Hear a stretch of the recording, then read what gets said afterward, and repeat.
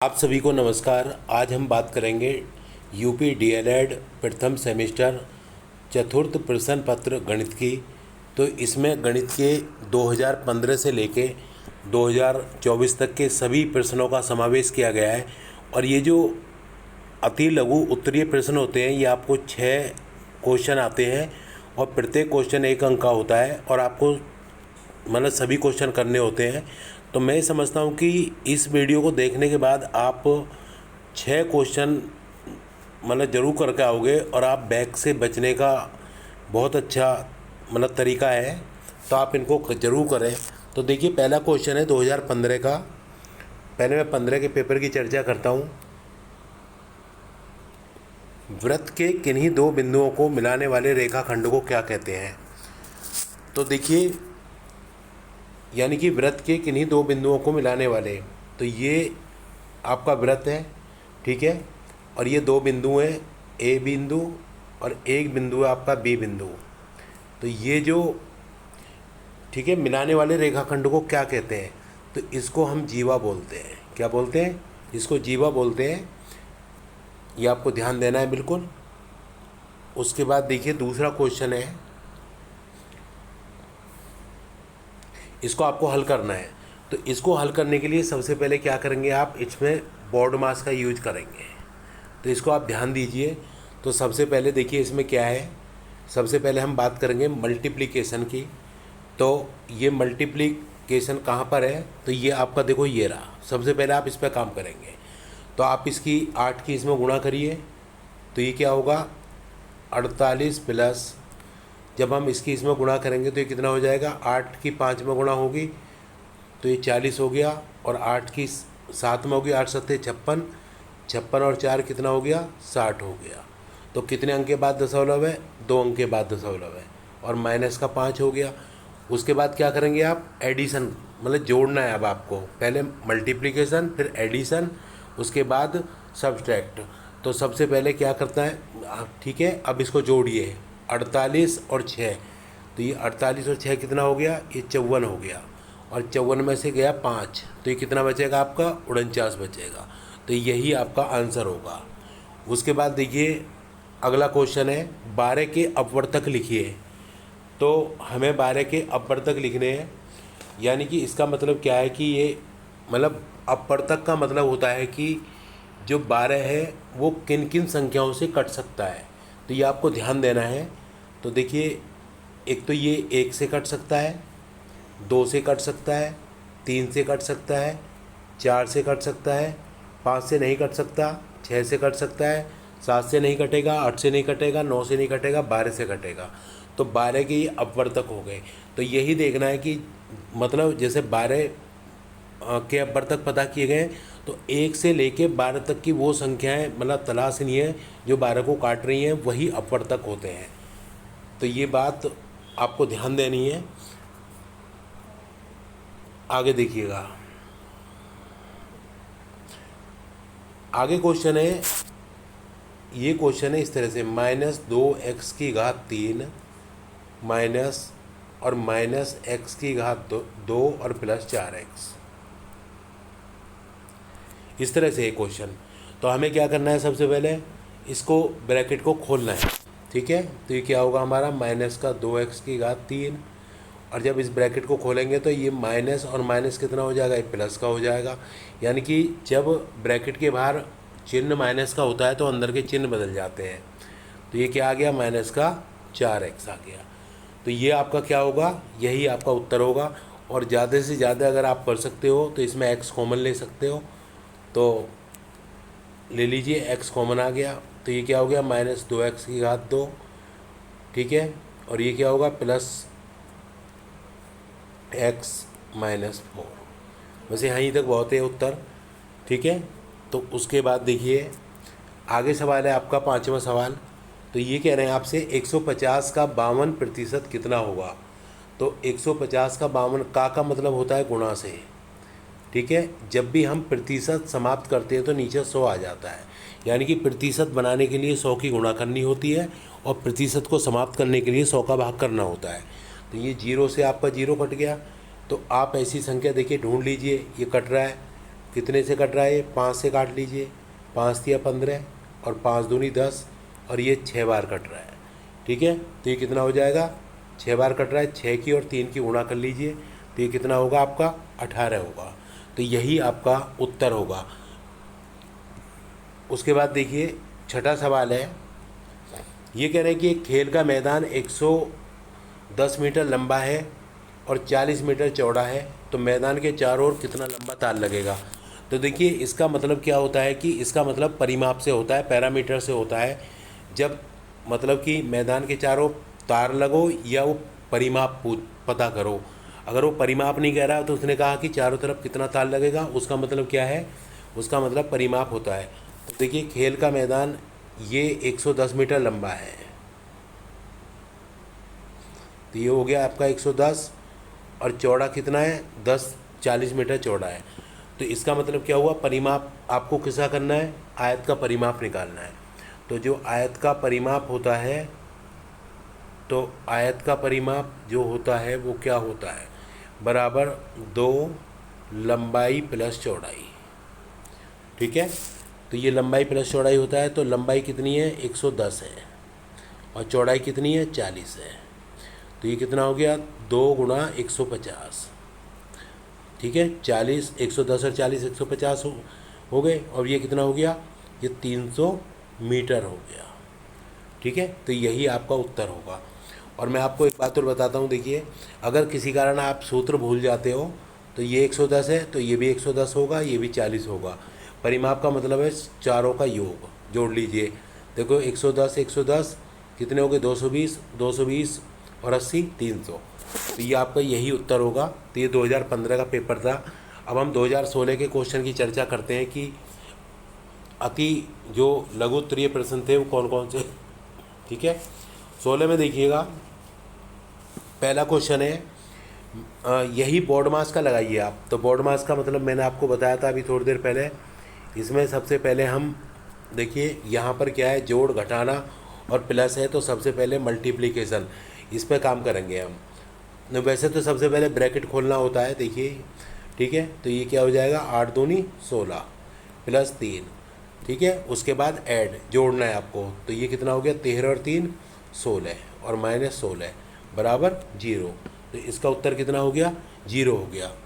उसके बाद देखो आगे सवाल है, 8 के 5 प्रथम अपवर्तय लिखो।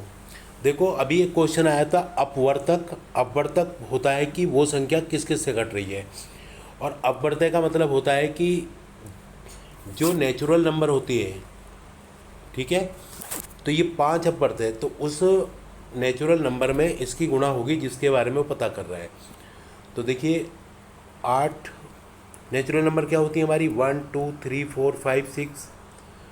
अब 5 पता किए तो 8 की इनमें सब में गुणा हो जाएगी। 8 एकम 8, 8 दूनी 16, 8 तिया 24, 8 चौक 32, 8 पंजे 40। कहने का मतलब ये है कि जिसके भी आपसे अपवर्तय पता करें उसका टेबल पढ़ना शुरू कर दीजिए। यानी कि नेचुरल नंबर में वो गुणा होती हैं उसकी, तो उसको हम अपवर्तय बोलते हैं। अगर वो आपसे कहता कि 8 के अपवर्तक बताओ, अपवर्तक, तो क्या होते? 1 होता, 2 होता, 3 नहीं होता, 4 होता और 8 होता।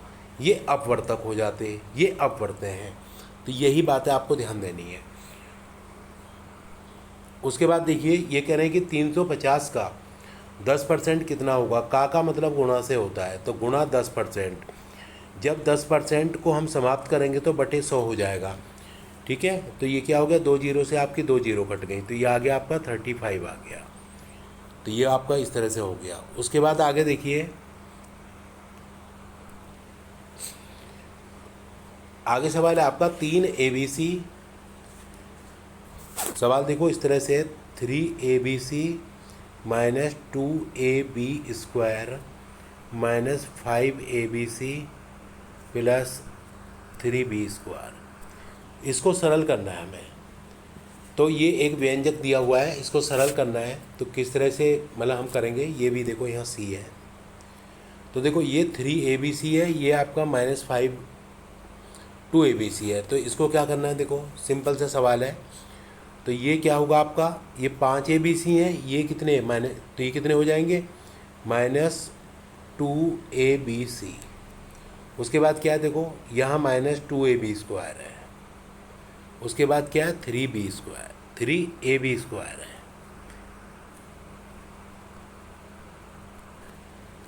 तो ये आपका जो है सवाल हो गया इस तरह से, ठीक है।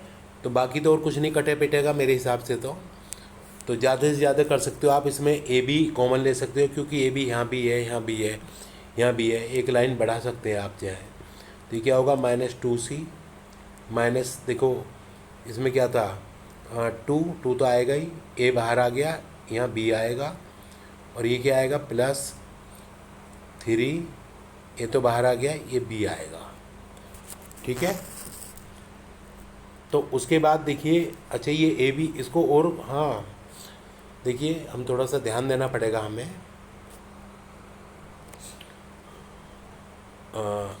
एक्चुअल में देखिएगा, ये क्या होगा आपका, देखो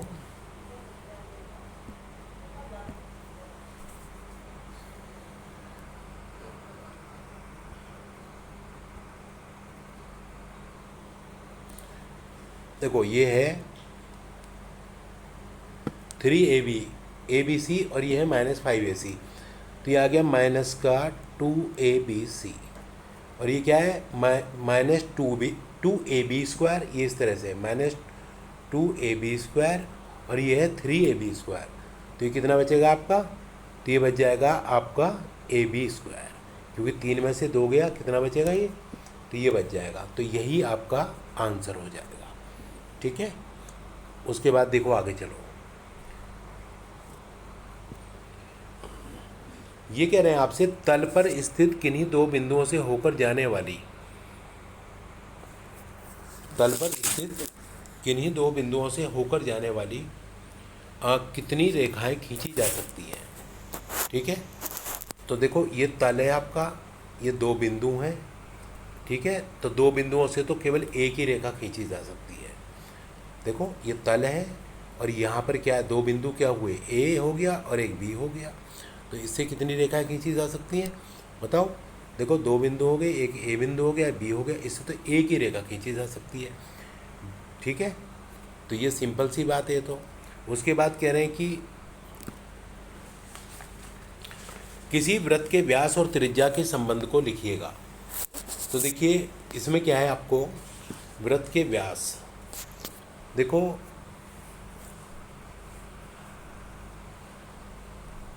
ये कोई वृत्त है आपका, ठीक है। तो इसके केंद्र बिंदु से क्या होता है, देखो वृत्त के केंद्र से परिधि पर मिलाने वाली रेखा को त्रिज्या कहते हैं। देखो ये वृत्त के केंद्र से जो ये है, ये क्या है आपकी, ये त्रिज्या है, ठीक है। और व्यास क्या होता है, देखो व्यास जो होता है, केंद्र बिंदु से जाने वाली सबसे बड़ी जीवा होती है। देखो ये केंद्र बिंदु से सबसे, ठीक है ना, जो बिंदु से जाने वाली सबसे बड़ी, ये क्या है। तो वैसे देखो ये भी आर हो जाएगा, ये भी आर हो जाएगा, ठीक है। तो अब इसको आप क्या करेंगे, देखो तो व्यास बराबर क्या होता है, आप बहुत पहले से पढ़ते आ रहे हो, व्यास बराबर क्या होता है, 2 गुणा त्रिज्या, कौन सी, एक त्रिज्या ये रही और एक त्रिज्या ये रही।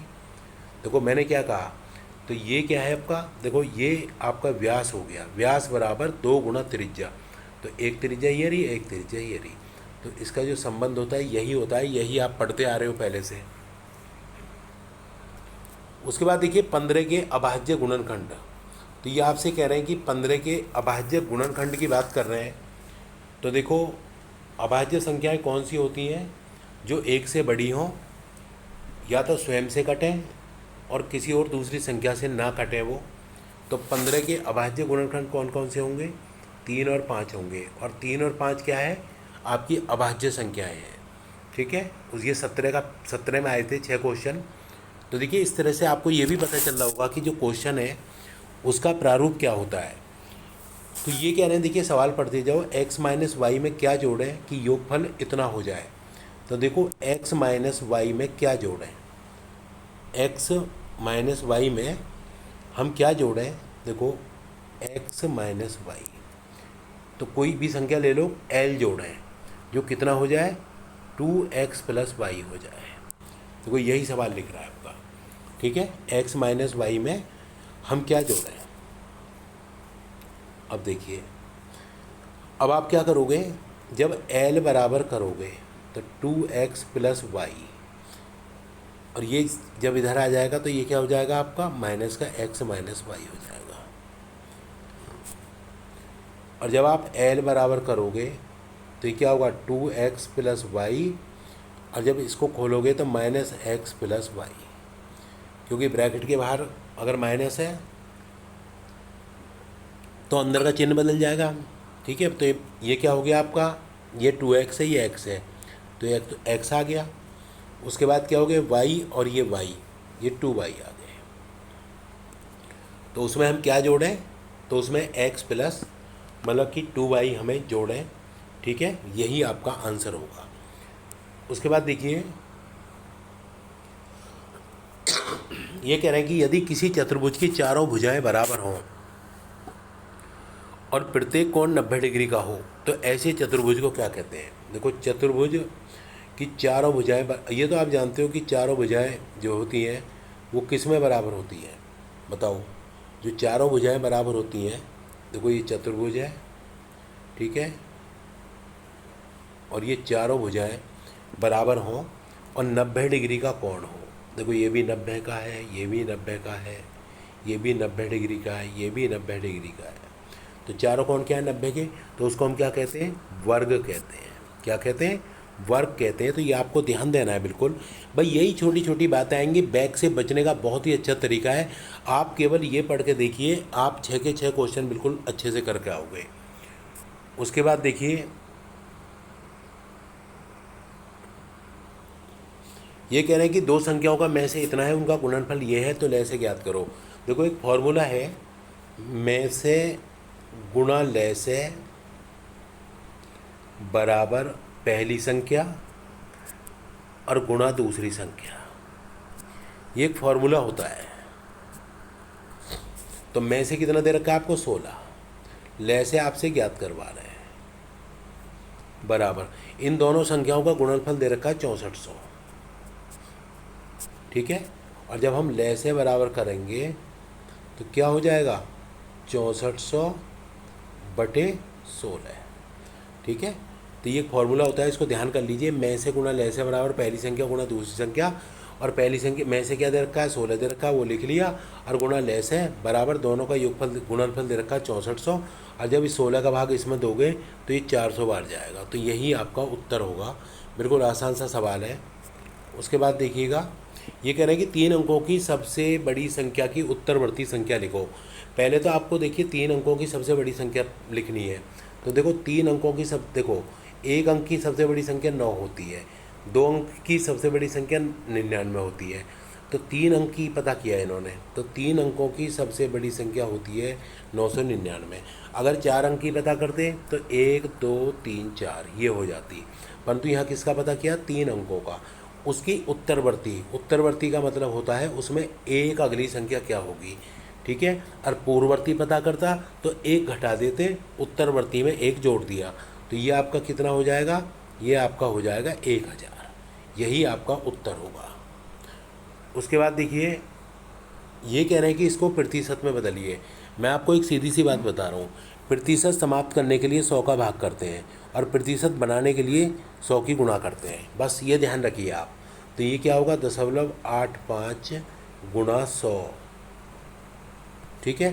तो ये क्या होगा आपका, जब इसकी इसमें गुणा होगी तो ये हो गया आपका कितना, 8500। अच्छा, ये 1 0 हो रहा है, यानी कि 3 अंक के बाद दशमलव, ये क्या हो गया आपका 8500, 3 अंक के बाद दशमलव आएगा। 3 अंक के बाद देखिए, क्योंकि यहाँ पर 3 अंकों के बाद है, तो 1 2 3, तो दशमलव आ गया यहाँ, तो ये हो गया 8 दशमलव कितना 5%, ये उत्तर होगा। बस ध्यान देना है कि प्रतिशत बनाने के लिए 100 की गुणा करें और प्रतिशत समाप्त करने के लिए 100 का भाग करें। उसके बाद देखिए अगला सवाल है, ये अब 2018 का पेपर शुरू हो गया, तो 2018 का जो पेपर है उसमें देखिएगा, ये सवाल है आपका, राकेश ने 65% अंक वार्षिक परीक्षा में प्राप्त किए, ठीक है। यदि पूर्णांक 500 रहा हो तो राकेश को मतलब कितने अंक मिले। तो आप देखिए सिंपल सा सवाल है ये। तो 500 में से कितने मिले उसको, 500 में से मिले उसको 65%। तो 65% मिले उसको। तो ये क्या होगा आपका 500 गुणा 65 और बटे 100। तो 0 से 0 कट गया। अब 5 की गुणा इसमें कर लो, 5 पंजे 25, 5 अंक 30 और 2 32। यानी कि जो आपका उत्तर आएगा वो 325 आ जाएगा। यानी कि 500 में से 65% अंक प्राप्त करें, यानी कि 500 का 65%, 500 का 65%, 65%। तो ये हो गया आपका। उसके बाद देखो आगे, उसके बाद देखिए सिंपल सा सवाल है। इस समीकरण को आपको हल करना है। तो इसमें क्या होगा, देखो x, इन दोनों को एक साथ ले लो, 3x माइनस एक्स, और इस 5 को उधर ले जाओ। ठीक है, जब इस 5 को इधर लेके आएंगे तो चिन्ह बदल जाते हैं। बराबर से जब संख्या एक तरफ से दूसरी तरफ जाती है तो उसका साइन चेंज हो जाता है। तो 3x में से ये गया, ये आपका 2x आ गया, और ये कितना हो गया आपका 8 हो गया। और जब x बराबर करोगे तो 8/2 बराबर कितना हो जाएगा, ये 4 हो जाएगा। तो यही आपका उत्तर होगा। उसके बाद देखिए अगला सवाल है, यदि किसी वर्ग की एक भुजा 6 सेंटीमीटर है तो उसका क्षेत्रफल ज्ञात करो। तो देखिए ये बिल्कुल सीधा सा सवाल है।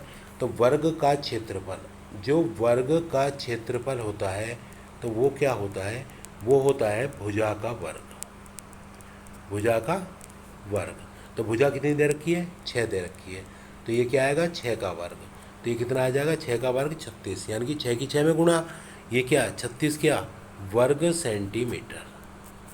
तो ये आपका वर्ग सेंटीमीटर आ गया। तो ये आपका उत्तर हो गया। उसके बाद देखिए आगे सवाल, देखिए 22वां सवाल है कि x + 5, इसको मान ज्ञात करना है। इसका क्या मतलब है, x + 5 की घात 2, ये मतलब है। आपने एक फॉर्मूला पढ़ा होगा फैक्टर में, a + b का होल स्क्वायर बराबर a² + b² और प्लस 2ab। ये फॉर्मूला होता है a² + b² + 2ab। तो देखिएगा ऐसे ही इसको x + 5 का वर्ग, देखो पहली संख्या का वर्ग प्लस दूसरी संख्या का वर्ग, यानी कि 5 का वर्ग, प्लस 2 गुणा पहली संख्या गुणा दूसरी संख्या, यानी कि 2 गुणा x गुणा 5। तो ये क्या होगा आपका, x की घात 2 + 25 और प्लस कितना 10x। तो ये आपका जो है उत्तर हो गया। उसके बाद देखिए सवाल, देखिए ये कह रहे हैं कि पटरी और प्रकार की सहायता से, पटरी और प्रकार की सहायता से 60 डिग्री का कोण बनाइए। ठीक है, तो आपको क्या करना है कि एक 60 डिग्री का कोण बनाना है। तो देखो कैसे, तो पहले क्या करोगे आप, यानी कि पटरी की मदद से एक जो है सीधी रेखा खींचिए। ठीक है, तो ये कोई रेखा है ए बी। जब पटरी की मदद से एक सीधी रेखा खींचेंगे तो फिर क्या करेंगे, प्रकार में मतलब यहाँ से एक दूरी भरिए और चाप लगाइए। ठीक है, और फिर जो दूरी ये है, यानी कि ये सी पे कोई चाप लगाया, तो ये जो दूरी है सी से वही दूरी का फिर एक चाप जो है आप यहाँ लगाइए। ठीक है, बिल्कुल उसी दूरी का। तो 60 का कोण है, तो ये कितने का कोण बनेगा आपका, ये आपका 60 डिग्री का कोण बनेगा। जो दूरी आपने ये मतलब इसमें ली है प्रकार में, वही दूरी से चाप यहाँ से बिंदु सी से डी पे चाप लगा दिया, तो ये जो कोण होगा यही कोण आपका 60 डिग्री का होगा। ठीक है, तो मैं समझता हूँ कि आपको समझ में आ गया होगा। पहले आपको एक रेखा खींचनी है, ए से प्रकार में एक दूरी लीजिए और एक चाप सी पे लगा दिया, उसी दूरी का चाप सी से डी पे लगा दिया, वही कोण आपका क्या होगा, 60 डिग्री का होगा। तो बिल्कुल सिंपल सा सवाल है। उसके बाद देखिए आगे, ये आपसे कह रहे हैं, देखिए इसका में से ज्ञात करो। तो आप इसको आराम से कर सकते हैं। देखो 13, 39, 200 कितना है ये 73। तो 13 को हम क्या लिख सकते हैं, 13 गुणा 1, और 39 को हम क्या लिख सकते हैं, 13 गुणा 3। ठीक है, उसी तरह से देखिए आप इसको 273, इसको हम क्या लिख सकते हैं, 13 गुणा 3 गुणा 7। अब बस ये देखो में से का मतलब होता है जो संख्या सभी में हो, जो संख्या सभी में हो। तो देखो 13 यहाँ भी है, 13 यहाँ भी है, 13 यहाँ भी है, तो यही आपका मासा हो जाएगा। तो मासा बराबर 13, यही ध्यान देना है।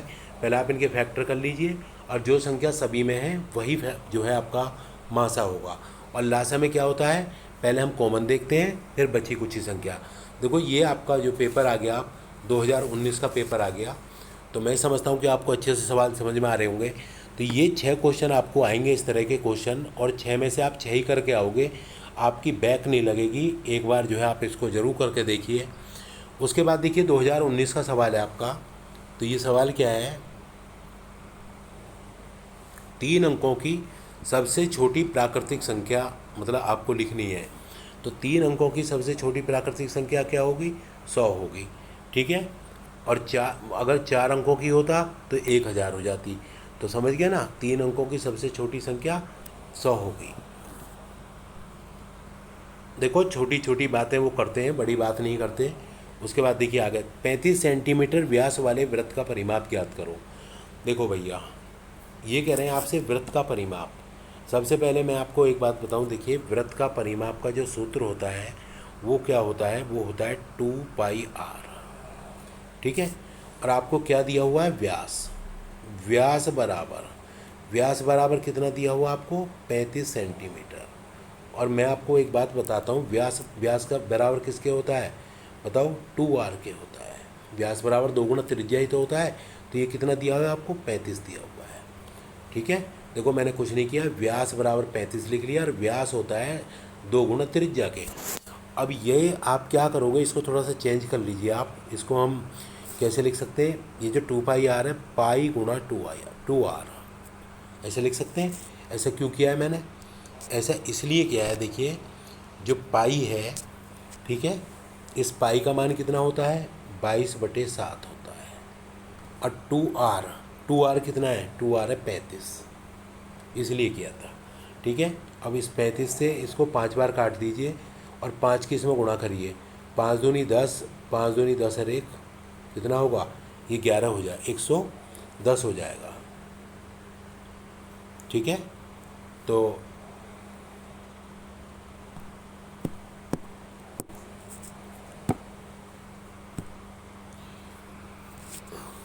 इसका उत्तर कितना हो जाएगा, 110 हो जाएगा। अब आगे देखिए, ये क्या कह रहे हैं आपसे, 24/7 को दशमलव संख्या में बदलिए। तो देखो भैया आप जो है 7 का भाग दीजिए 24 में, फिर क्या होगा, 7 × 21, बच गया 3, दशमलव लगा के 0 उतार लो, तो 7 चौका 28, उसके बाद में बच गया कितना 2, फिर 0 उतार लो, 7 दूनी 14, बच गया कितना 6, तो 7 8 56, तो 3 अंक तक चला गया। तो इसका उत्तर कितना हो गया, 3.428 चला गया। तो इसको आप इस तरह से लिख सकते हैं। उसके बाद क्या कह रहे हैं आपसे, किसी तल पर स्थित एक रेखा में कितने बिंदु हो सकते हैं। देखो भैया किसी तल पर स्थित एक रेखा में कितने बिंदु हो सकते हैं। देखो तल पर एक रेखा है, इस पर कितने भी बिंदु हो सकते हैं, देखो अनंत बिंदु हो सकते हैं, ठीक है। कितने हो सकते हैं, अनंत हो सकते हैं। उसके बाद देखिए ये कह रहे हैं आपसे कि 2:3 और 5:8 में कौन सी संख्या बड़ी है। तो देखो मैं आपको एक बात बताऊंगा, जब अनुपात के क्वेश्चन आते हैं तो इसमें एक बात देखिए कि आप इसका हर समान बनाइए, हर जो डिनोमिनेटर है उसको आप इक्वल कीजिए, समान बनाइए, और जो अंश बड़ा होगा वही बड़ा हो जाएगा। देखो कैसे, देखो ये है 2:3, तो इसको लिखिए आप 2/3। ये है 5:8, इसको लिखिए 5/8, ठीक है। अब हम इनके जो हर हैं उनको एक समान बनाएंगे।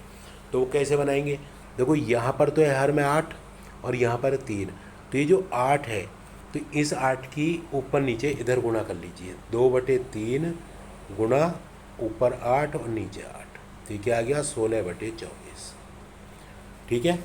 अब जैसे इसके हर की इन दोनों में गुणा की थी, ये वाले हर की, अब इस वाले हर की इसमें कर लीजिए, तो 3 की गुणा ऊपर और 3 की गुणा नीचे, तो ये क्या आ गया 15/24 आ गया, है ना। तो मैंने आपको बताया था, देखो ये 16/24 है और ये 15/24 है। मैंने आपको एक बात बताई थी, अगर हर समान हो तो अंश जो बड़ा होगा वही आपका अनुपात बड़ा होगा। तो आपका देखिए ये तो 24 है, यहाँ भी 24 है, यहाँ 15 है, यहाँ क्या है 16 है। तो ये वाला जो अनुपात है ये आपका बड़ा होगा, यानी कि 2:3। तो इस तरह से आपको करना है। उसके बाद देखिए ये आपका सवाल है, एक दुकानदार, देखो एक दुकानदार के पास 60 कप थे और 40 कप बिक गए, तो कुल कितने प्रतिशत कप बिके। देखो मैं आपको एक बात बताऊंगा, जो वास्तविक संख्या होती है वो हमेशा नीचे होती है, ये ध्यान देना, ठीक है। तो वास्तविक संख्या क्या है आपकी 60 कप, आपके पास कितने 60 कप हैं और 60 में से बिके कितने 40 कप बिके, 40 ऊपर पहुंच गया। और मैंने बताया था प्रतिशत के लिए हम क्या करते हैं 100 की गुणा करते हैं, ठीक है। तो अभी बताया, तो बिल्कुल ध्यान दीजिए, जीवन में याद रखिए जो वास्तविक संख्या होगी हमेशा नीचे आएगी और उसमें से जो भी काम हो रहा है वो ऊपर आएगी। तो इसलिए 40 कप बिक गए। अब देखो इसको आप काट सकते हो, 0 से 0 कट गया। अब आप क्या करेंगे, देखिए आप और छोटा कर लीजिए इसको, 2 दूनी 4 और 2 तिया 6, तो ये आपका आ गया 200/3। अब 3 का आप इसमें भाग दे लीजिए, तो ये कितना आएगा 3 × 18, 3 × 18 10.66%। तो ये आपका उत्तर होगा। तो इतने प्रतिशत कप बिक गए। अब आपका 2020 का क्वेश्चन है, देखिए तो 2020 का जो क्वेश्चन है इसका क्या है, एक आयत की लंबाई 6 सेंटीमीटर है, चौड़ाई 2.5 सेंटीमीटर है। तो आयत का क्षेत्रफल इन्होंने पता किया है। तो देखिए क्षेत्रफल क्या होता है, आयत का क्षेत्रफल क्या होता है, लंबाई गुणा चौड़ाई। ये छोटी छोटी बातें ध्यान रख लीजिए कि आयत का परिमाप क्या होता है, वर्ग का परिमाप क्या होता है, वर्ग का क्षेत्रफल क्या होता है, आयत का क्षेत्रफल क्या होता है। तो भैया दोनों की क्या कर लें हम, गुणा कर लें। तो 6 × 2.5, तो ये क्या आ गया, जब इसकी गुणा होगी तो 25 × 150, तो एक अंक के बाद दशमलव लग जाएगा और सेंटीमीटर का स्क्वायर आ जाएगा, ठीक है, यानी कि वर्ग सेंटीमीटर। यही आपका उत्तर होगा। उसके बाद देखिए अभी पीछे एक सवाल कराया था मैंने a + b के होल स्क्वायर का। अब यहाँ पर वही फॉर्मूला थोड़ा सा, यहाँ a - b का होल स्क्वायर है, तो ये क्या होता है आपका a² + b² और -2ab, ये फॉर्मूला होता है। तो यानी कि पहली संख्या का वर्ग, पहले ये, ठीक है। इसका मतलब क्या है, इसका मतलब ये है, ये होल स्क्वायर। तो देखिए पहली संख्या का वर्ग यानी कि 4x² प्लस दूसरी संख्या का वर्ग 25 माइनस पहली संख्या गुणा दूसरी संख्या, ठीक है, ये फॉर्मूला होता है, वही मैंने लगाया है। तो ये क्या आ गया 4x² प्लस 25 और माइनस 5 दूनी 10 और 2 10 दूनी 20x। तो ये आपका उत्तर होगा, ठीक है। तो ये बिल्कुल आप आराम से करिए, कर सकते हो आराम से। तो देखिए अब ये सवाल है आपका, पटरी और प्रकार की सहायता से 90 डिग्री का कोण बनाइए। देखो पटरी और प्रकार की सहायता से 90 डिग्री का कोण बनाइए। तो सबसे पहले देखो भैया वही है, एक रेखा खींचिए आप, ठीक है। हमने एक रेखा खींची ए बी बिंदु से, फिर ये तो पटरी की सहायता से तो ए बी खींची, यहाँ से प्रकार में एक दूरी भरी, कोण ये चाप लगा दिया डी पे, सी पे, और यहाँ से जो एक दूरी भरी एक चाप लगा दिया यहाँ, ठीक है, किस पे, डी पे। अब डी से वही दूरी एक चाप लगा दिया आपने ई पे, ठीक है।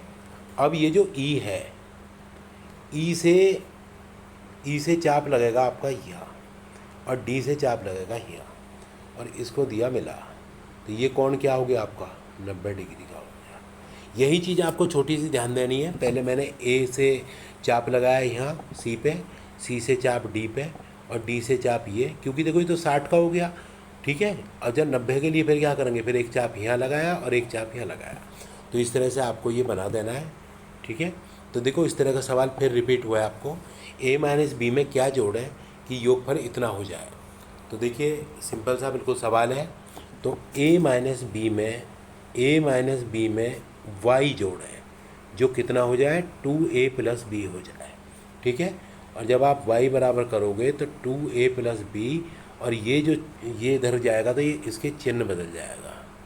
ठीक है, तो ये क्या हो गया आपका, तो ये हो जाएगा y बराबर कितना होगा, ये y बराबर होगा आपका 2a + b, और देखो ब्रैकेट के बाहर माइनस है तो माइनस, और ये हो जाएगा प्लस।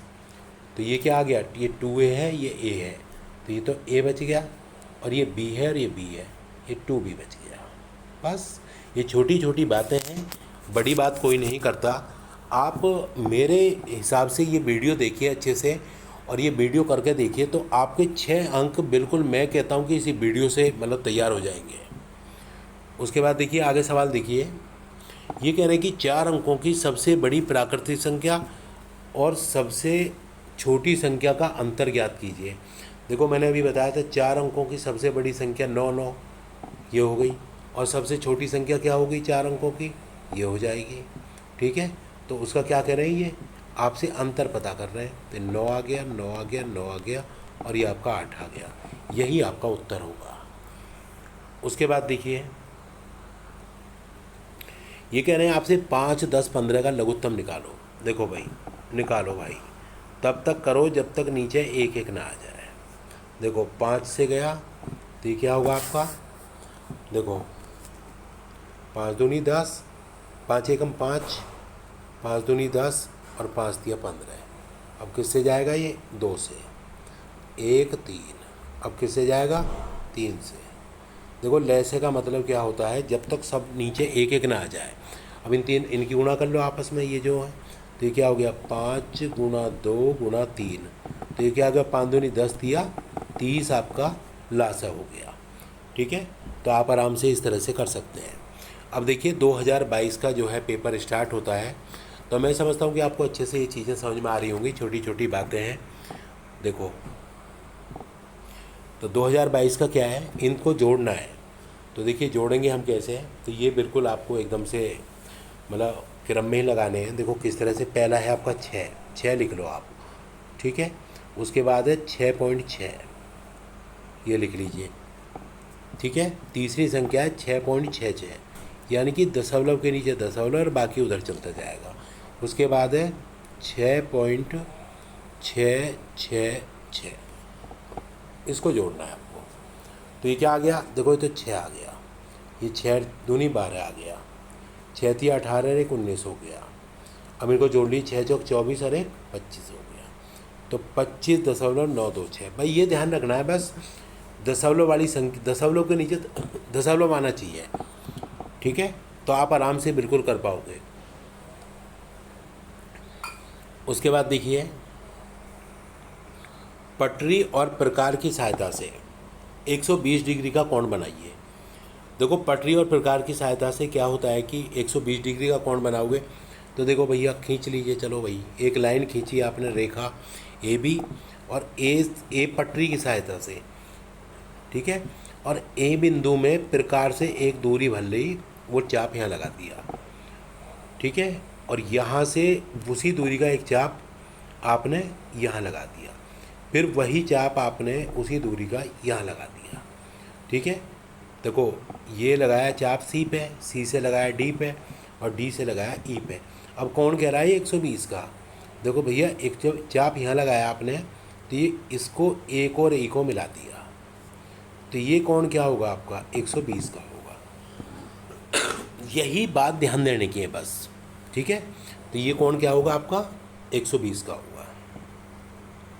अब आप देख रहे होंगे कि पटरी और प्रकार की सहायता से कौन जरूर, ये सवाल जरूर आ रहा है आपको, हर पेपर में मिल रहा है। एक आयत की लंबाई 50 मीटर है, उसका परिमाप इतना है, उसका क्षेत्रफल ज्ञात करो। देखो भैया आयत का परिमाप आपको प्रश्न में दिया हुआ है, तो देखो सबसे पहले आप क्या करोगे, परिमाप का आप सूत्र लगा लीजिए। देखो भाई परिमाप बराबर क्या होता है, परिमाप बराबर होता है 2 लंबाई प्लस चौड़ाई। ठीक है, और परिमाप क्या दे रखा है आपको 180 दे रखा है, तो 2 और लंबाई कितनी दे रखी है प्रश्न में 50 दे रखी है, देखो ये दे रखी है, और प्लस b। अब ये क्या हो जाएगा, देखो इसको आप काट लीजिए 90 बार 2 से, तो जब b बराबर आप निकालोगे तो b बराबर जब आप निकालोगे तो कितना हो जाएगा, 90 - 50 बराबर 40। ठीक है, तो आपका ये क्या आ गया, देखो जो दिया हुआ है उसी का फॉर्मूला लगा दो। तो 2 गुना लंबाई प्लस चौड़ाई, आपका परिमाप कितना दे रखा है 180, और लंबाई कितनी है आपकी, लंबाई 50 है और चौड़ाई इतनी है, तो यहाँ से चौड़ाई निकल गई आपकी कितनी, 40 निकल गई। अब आपसे क्षेत्रफल पूछा है उन्होंने, तो क्षेत्रफल बराबर क्या होता है, लंबाई गुणा चौड़ाई, और लंबाई कितनी है 50 और चौड़ाई कितनी है 40, तो कितना आ गया आपका, बोलो 2000 क्या वर्ग मीटर, ये उत्तर हो गया। तो देखिए सवाल में दिया हुआ था आपका क्या, परिमाप दिया हुआ था, तो परिमाप का सूत्र लगाइए, वहाँ से चौड़ाई निकाल ली, फिर लंबाई आपके पास है ही, सीधा फॉर्मूला लग गया आपका। उसके बाद देखो आगे सवाल है, कोटि पूरक कोण को उदाहरण से ही समझाइए। देखो सबसे पहले मैं आपको बताऊं कोटि पूरक कोण होते क्या है, तो इसको समझाना है। देखिए ऐसे मतलब कि दो ऐसे कोण जिनका योग 80 अंश हो जाए, यानी कि 80 डिग्री हो जाए, दो ऐसे कोण जिनका योग 90 डिग्री हो जाए, तो दोनों कोण एक दूसरे के कोटि पूरक मतलब कोण कहे जाते हैं। आप समझ गए ना, मतलब कि दो ऐसे कोण जिनका योग 90 अंश हो जाए, तो दोनों कोण एक दूसरे के कोटि पूरक कोण कहे जाते हैं। अब मैं आपको बताता हूँ कैसे। देखो जैसे पहला कोण है 50 डिग्री, ठीक है, तो इसका दूसरा कोण क्या होगा बताओ, चलो मैंने अभी क्या बताया, कोटि पूरक कोण कौन से होते हैं, जहाँ दो कोणों का योग कितना हो 90 डिग्री हो, पहला कोण प्लस दूसरा कोण बराबर 90, और आपको दे रखा है एक कोण 50, तो दूसरा कोण कितना होगा, दूसरा कोण होगा 40। ठीक है, इसी तरह से एक उदाहरण और दे सकते हैं, जैसे कि पहला कोण 30 है, तो दूसरा कोण क्या होगा, दूसरा 60 होगा, यानी कि दोनों कोणों का योग कितना आना चाहिए, 90 डिग्री आना चाहिए, उसी को हम कोटि पूरक कोण कहते हैं। तो मैं समझता हूँ कि बात समझ में आ गई होगी। उसके बाद देखिए आगे सवाल है कि 4 अंकों की, ठीक है, 4 अंकों की सबसे बड़ी संख्या और 3 अंकों की सबसे छोटी संख्या का योगफल ज्ञात करो। सिंपल सा सवाल है, देखिए आपको पता चल रहा है कि, तो सबसे पहले हम क्या करेंगे, 4 अंकों की सबसे बड़ी संख्या लिखेंगे, उसके बाद क्या करेंगे, 3 अंकों की सबसे छोटी संख्या लिखेंगे, तो 3 अंकों की सबसे छोटी संख्या 100 होती है, तो इसको आप जोड़ दीजिए, 9 9 9 और 1 10, 9 और 1 10, तो ये आपका उत्तर हो जाएगा। तो मैं समझता हूँ कि आपको ये अच्छे से समझ में आ गया होगा। उसके बाद देखिए आगे आ जाइए, अब 2023 का सवाल है, ठीक है, ये 2023 का प्रश्न पत्र है, तो इसको देखिए आप। तो ये सवाल है 20 सही 2/3 में से 5 सही 1/8 को काटा गया, यानी कि ये इस तरह से लिखा हुआ है, 20 सही 2/3 में से क्या काटा गया, 5 सही 1/8, इसको काटा गया है। ठीक है, तो ये कितना हो जाएगा आपका, इसको कर लीजिए, 20 या 60 और 2 62/3, इसको हम 62/3 लिख सकते हैं, और इसको क्या लिख सकते हैं, 5 अट्ठे 40 और 1 41/8 लिख सकते हैं। और आपका एलसीएम कितना आ जाएगा, ये 3 है ये 8 है, तो 24 आ जाएगा। ठीक है, अब क्या होगा, 3 अट्ठे 24, 3 का भाग देंगे 8 बार, और 8 की गुणा ऊपर हो जाएगी, 8 दूनी 16 और 8 छः 48 और 1 49 माइनस, अब 3 का कर दीजिए, 3 अट्ठे 24, ठीक है, और ऊपर किसकी गुणा होगी आपकी, नहीं सॉरी, ये 3 का तो हो गया, ठीक है, अब 8 की जाएगी, 8 के 24 3 बार जाएगा, तो 3 की गुणा ऊपर कर दो, तो 3 एकम 3 और 3 चौक 12, तो ये कितना आ जाएगा आपका, देखो 6 में से ये गया बराबर कितना, 6 में से 3 गया 3, और 9 में से 2 गया 7, और 4 में से 1 गया 3, यानी कि 373/24। तो जब आप 373/24 का भाग दोगे, तो देखो देख लेना, तो ये कितना आ जाएगा आपका, 15 सही 13/24 आ जाएगा। तो रस्सी की लंबाई इतनी है, तो कुछ नहीं है, पहले में से दूसरों को घटाना है, संयुक्त भिन्नती। ठीक है, तो इस तरह से आप कर सकते हो। उसके बाद देखिए, किसी गांव में पुरुषों की संख्या 6XY प्लस 5y² और माइनस 8z है और महिलाओं की संख्या ये है, तो ज्ञात करो पुरुषों की संख्या महिलाओं की संख्या से कितनी अधिक है। तो सिंपल सी बात है कि यहाँ इसका मतलब क्या हुआ, देखिए इसका मतलब ये हुआ जैसे किसी गांव में पुरुषों की संख्या 10 है और महिलाओं की संख्या कितनी है, 8 है, तो पुरुषों की संख्या महिलाओं से कितनी हुई, 2 ज़्यादा हुई। तो इसका मतलब क्या हुआ, इसका ये मतलब हुआ हमको पुरुषों की संख्या में से महिलाओं की संख्या घटानी है। देखो यहाँ सवाल में भी लिखा है पुरुषों की संख्या महिलाओं से कितनी अधिक है, तो सिंपल सी बात है कि पुरुषों में से महिलाओं को घटाना है। तो देखिएगा पुरुष क्या है 6xy प्लस 5y², ठीक है, और माइनस 8z।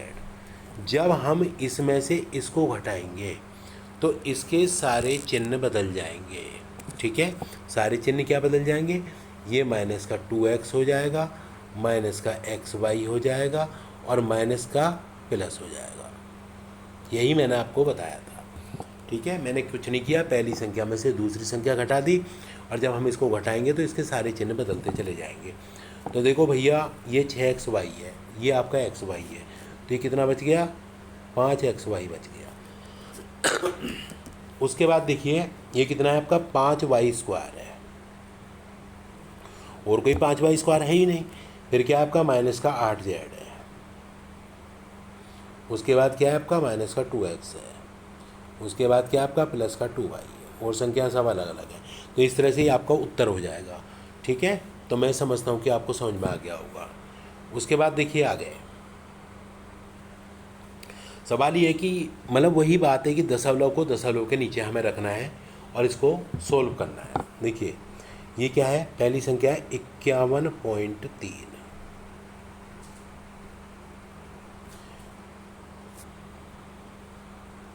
पहली संख्या है 51.3, दूसरी संख्या है 510.03। तो इसको हम कैसे लिखेंगे, 510 बस दशमलव के नीचे दशमलव आएगा, ये ध्यान रखना है। उसके बाद क्या है 5100, तो 5100 कहाँ से लिखा जाएगा, यहाँ से दशमलव कितना 003।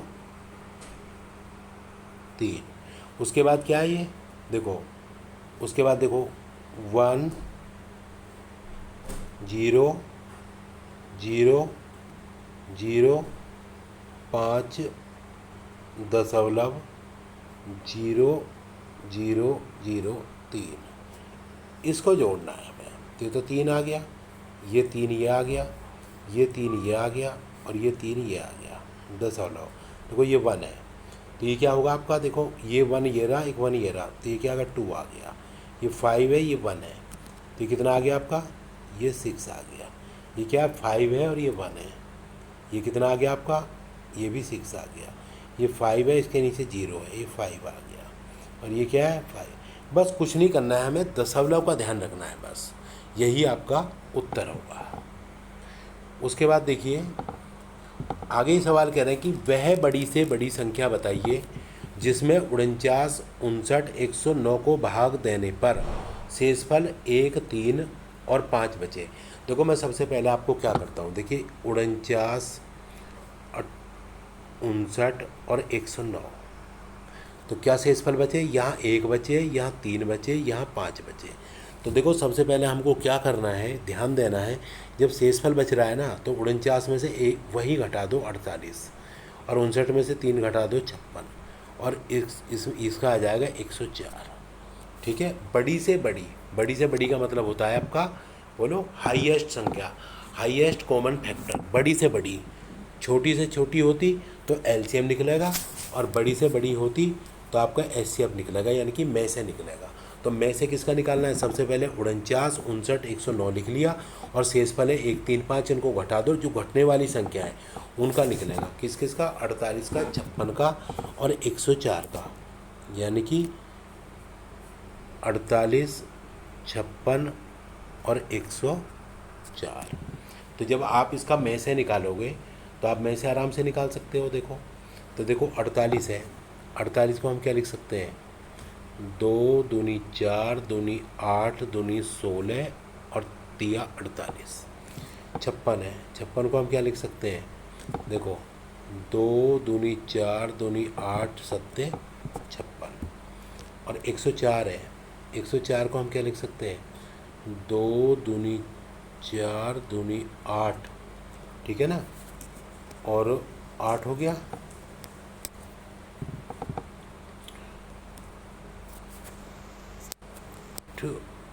और गुणा 13 104।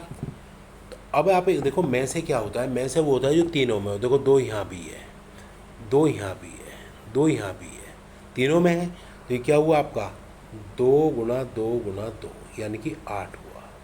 यही आपका उत्तर होगा। अब 8 से आप भाग देख लो सभी में। जब 8 का भाग दोगे 48 में तो 1 शेष बचेगा, 56 में दोगे, 59 में दोगे तो 3 बचेगा, इसमें दोगे तो 5 बचेगा। तो सवाल को बिल्कुल सिंपल तरीका क्या है, जो शेष बच रहे हैं उनको घटा दो और उसका में से निकाल दो, ठीक है। उसके बाद देखो फिर वही सवाल आ गया कि पटरी और प्रकार की सहायता से 90 का कोण बनाओ।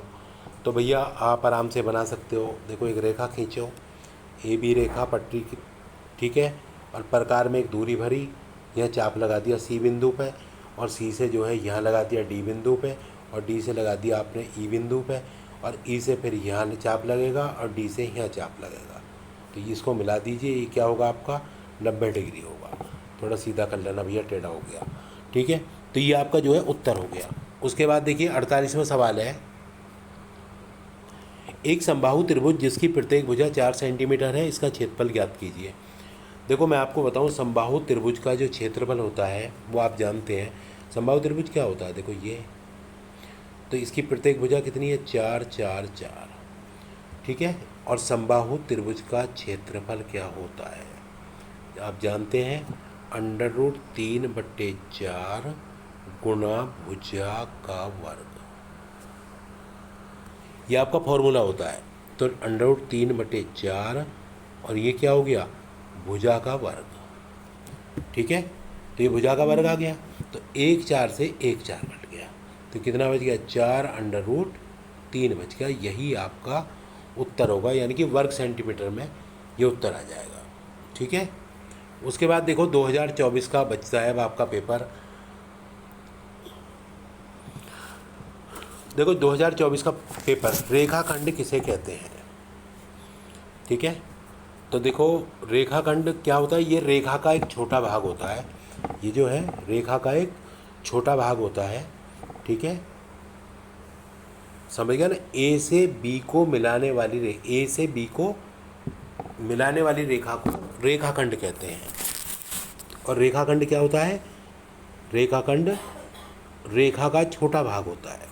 तो मैं समझता हूँ कि आपको समझ में आ गया होगा, ए से बी को मिलाने वाली रेखा को रेखाखंड कहते हैं। देखो अब ये इसे देखिए, ये -8 है, गुणा है, यहाँ मल्टीप्लाई है, यहाँ भी मल्टीप्लाई है, और गुणा किसकी है, जीरो की गुणा है। तो जीरो की किसी में भी गुणा होती है तो पूरा का पूरा जीरो ही हो जाता है, ठीक है। उसके बाद देखिए ये कह रहे हैं कि मोहन एक माला बनाने में 1/3 मिनट का समय लेता है, तो 1 घंटे में कितनी माला बना लेगा। तो देखो 1/3 मिनट में कितनी माला, 1 माला बनाता है। तो खुद सोचो, तो 1 मिनट में कितनी बनाएगा वो, 1 मिनट में बनाएगा 3 माला। अरे सिंपल सी बात है भाई, 1/3 मिनट में कितनी बना रहा है वो, 1 माला बना रहा है भाई। 1/3 मिनट का मतलब क्या हुआ, बोलो, 1/3 मिनट में 1 माला, तो 1 मिनट में कितनी, यानी कि मिनट के तीसरे हिस्से में 1 माला, तो 1 मिनट में कितनी, बोलो 3 माला। और पता क्या कर रहे हैं, 1 घंटे में, 1 घंटे में कितनी मिनट होती हैं, 1 घंटे में कितनी मिनट होती हैं, 60 मिनट होती हैं। तो 60 मिनट में कितनी, 3 × 60 यानी कि 180 माला। सिंपल सा क्वेश्चन है, 1/3 यानी कि मिनट के तीसरे भाग में, यानी कि 20 सेकंड में 1 माला, तो 1 मिनट में कितनी माला, 1 मिनट में 3 माला, और घंटे के मैंने कर लिए मिनट, तो 60 मिनट में कितनी माला, 180 माला। तो ये थोड़े से बस सिंपल सवाल होते हैं। देखो फिर आ गया ये सवाल, पटरी और प्रकार की सहायता से 60 डिग्री का कोण बनाइए। सबसे पहले पटरी की सहायता से एक रेखा खींचिए अभी। तो यहाँ क्या करेंगे आप, बोलो, एक दूरी भरी, चाप लगा दिया सी बिंदु पर, सी से यहाँ बिंदु पर एक चाप लगा दिया, ठीक है। 60 डिग्री का कोण पता कर रहा है, तो ये 60 डिग्री का आपका कोण हो जाएगा, ठीक है। तो मैं समझता हूँ कि आपको ये अच्छे से समझ में आ गया होगा। उसके बाद देखिए 3 अंकों